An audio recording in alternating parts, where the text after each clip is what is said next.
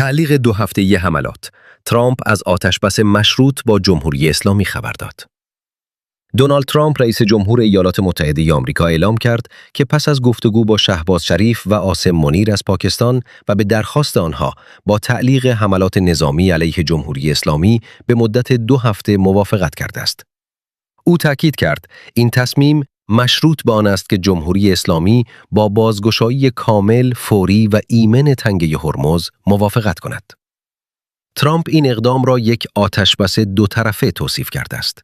رئیس جمهور ایالات متحده آمریکا مدعی شد که نیروهای تحت فرمانش به تمامی اهداف نظامی تعیین شده دست یافتند و حتی فراتر رفتند و اکنون پیشرفت قابل توجهی در مسیر دستیابی به یک توافق نهایی برای صلح بلند مدت با جمهوری اسلامی و ثبات در خاورمیانه حاصل شده است.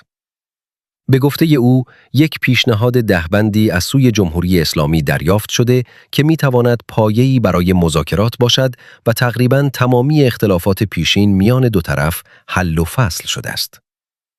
ترامپ همچنین تاکید کرد که این دوره 2 هفته‌ای فرصتی برای نهایی سازی توافق جامع خواهد بود.